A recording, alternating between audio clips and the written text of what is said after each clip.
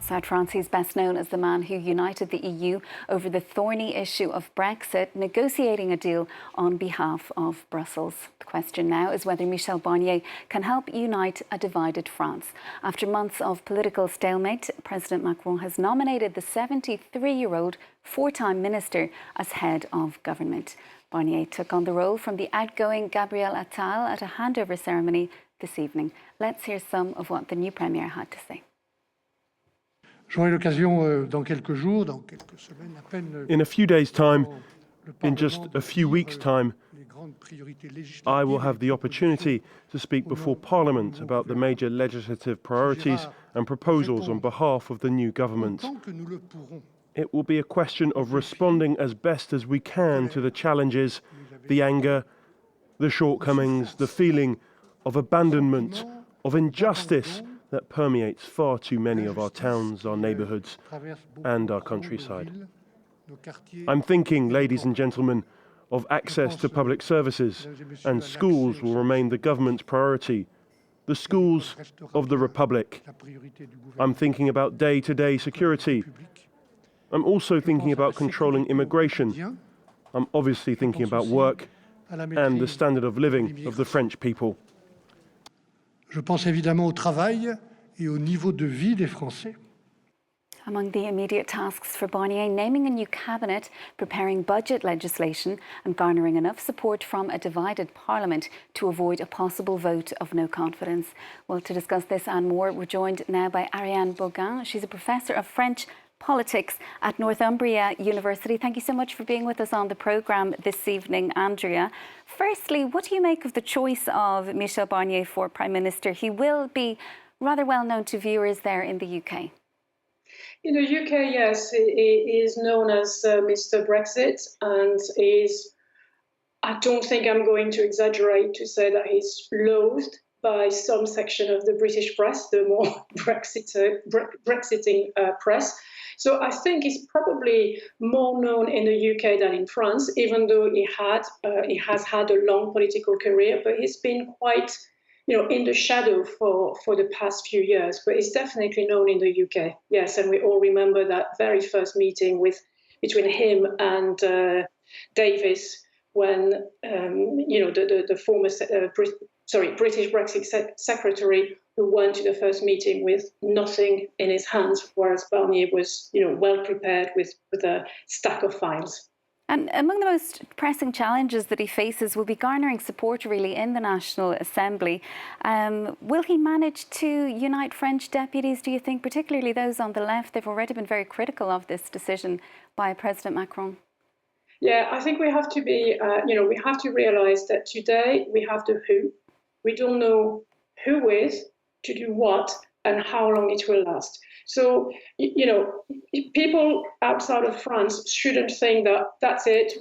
France has now a prime minister, business as usual will resume. No. This is only the beginning. What we know from today is that for now is safe, because the only bloc that said they would vote him out in a vote of no confidence is the left bloc. On their own, they can't vote him out. But the National Rally, the far right, has said, for now, we are not going to vote him out. We are waiting to see what he's going to say when he talks to Parliament.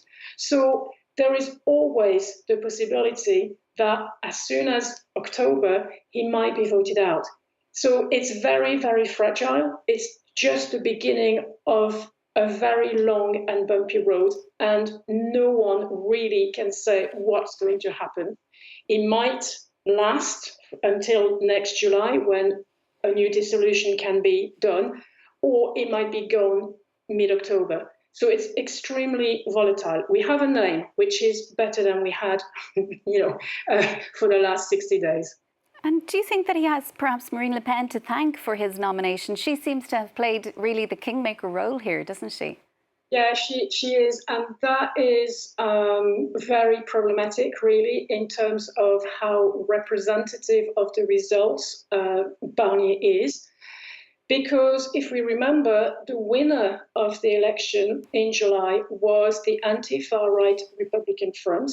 And we now have a lot of MPs who were elected thanks to this Republican front, who are now going to support a government that is kept alive by the very same far right.